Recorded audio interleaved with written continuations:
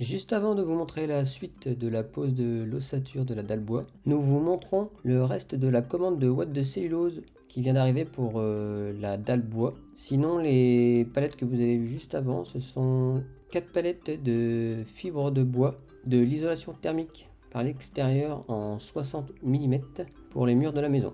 Cette isolation assurera un manteau et luttera contre les ponts thermiques dus au montant des murs. Mais ça, on vous le présentera quand on montera les murs. Et maintenant, c'est reparti pour l'ossature.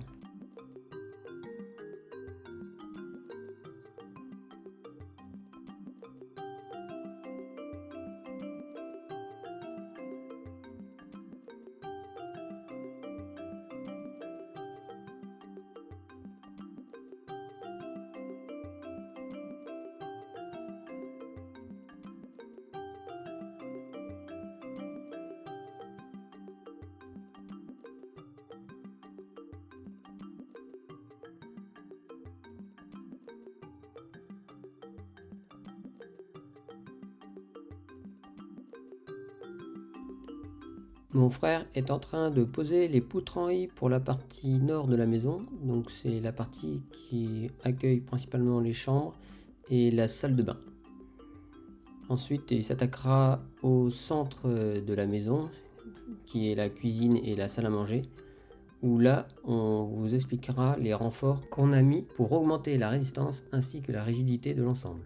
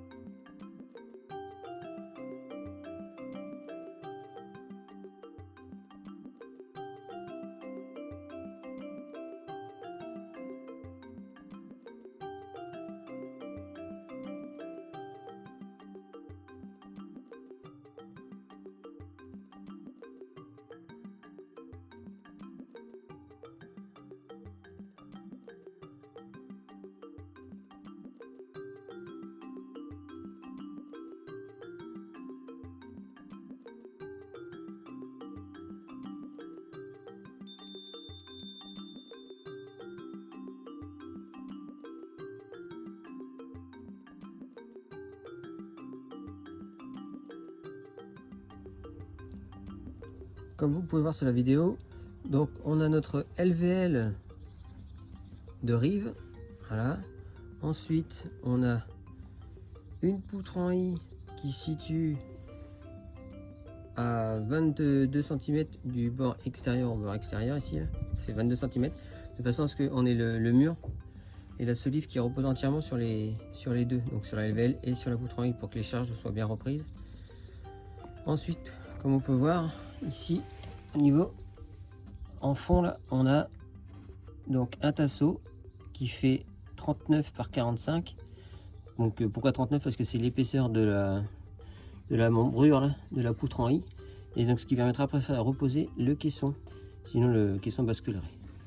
Ensuite il suffit de fixer par des pointes de 90 tous les 30 cm le tasseau là, qui est en Douglas, donc classe 3 naturel, et on met un tasseau comme ça en Douglas là dès que on est parallèle à une LVL en rive, voilà.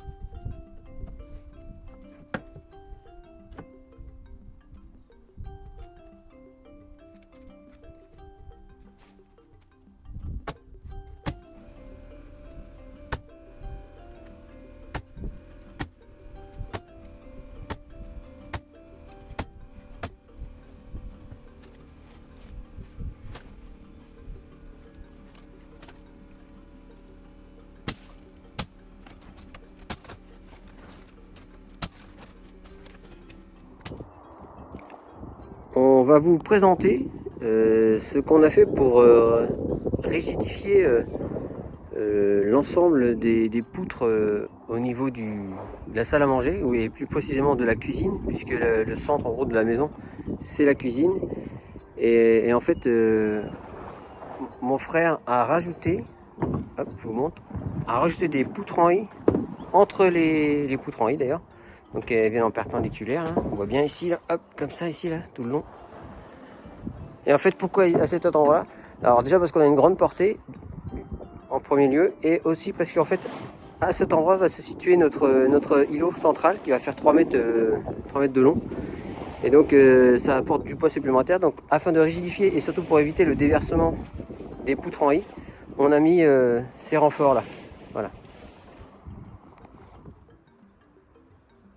Après vous avoir présenté les renforts au niveau de la cuisine, donc les renforts pour rigidifier l'ensemble et éviter le déversement des poutres en I, on a également rajouté des poutres en I à cet endroit ici là. Donc ce sera le local technique, puisque comme vous pouvez voir il y a toutes les gaines qui sortent, et surtout vous pouvez voir la gaine bleue, la gaine de l'eau potable. Donc l'eau arrive ici, et par conséquent on aura également notre ballon d'eau chaude.